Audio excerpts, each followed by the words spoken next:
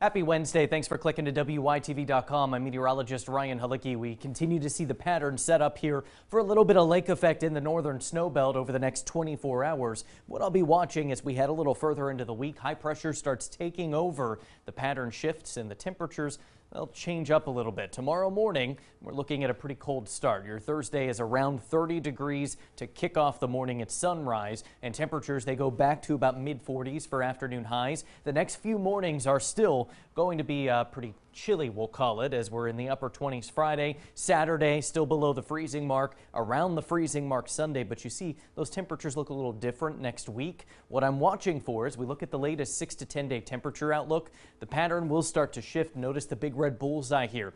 The latter part of next week and pretty much almost all of next week, temperatures trending above average for us before we'll see things try and drop again as we get a little further into the month. So this cold snap that we have is going to be just the next about 48 hours or so before we start moving away from that. For tonight, we'll see scattered clouds around. And again, while most of us have been dry all day or have just seen a couple of stray flurries, we'll keep that chance in early tonight. By morning, we'll start looking for a little bit more lake effect developing, but most of us are not going to see much of that. It's primarily going to be north of Warren and north of Mercer, where I'm watching for another one of these bands developing into the morning that just tries to graze the northern portions of the snow belt here, northern Trumbull, northern Mercer County. So that's what we have to look for going through your Thursday, with scattered clouds and highs into the mid-40s here.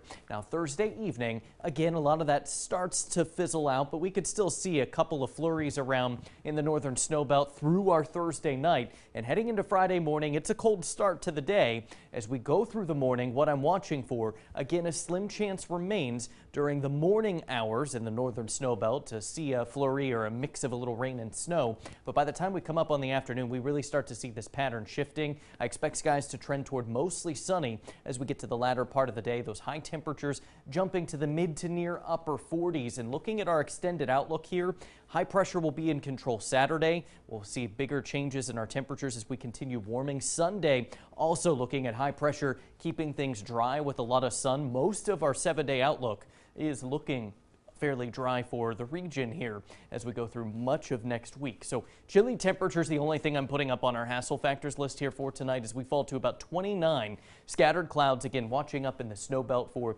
a flurry or two overnight. It won't add up to much, little accumulation expected here. And tomorrow morning, again, northern snow belt, north of Warren, north of Mercer. Best chance at seeing a couple of snowflakes around. Otherwise, the rest of us looking at just scattered clouds, temperatures in the 30s most of the morning to mid 40s for afternoon highs. Now, I'm using the background here to show the blowing of leaves as we're seeing a lot of those coming down. If you have some of that yard work to do, well, you can start doing that Thursday or Friday, as most of us are going to be pretty dry. But you see that forecast, it may be a little better to try and tackle that into the weekend or next week as temperatures begin warming up to the 50s Saturday. We're approaching upper 50s Sunday. Don't forget Saturday night, clocks go back 1 hour, change the batteries in the smoke and carbon monoxide detectors then too.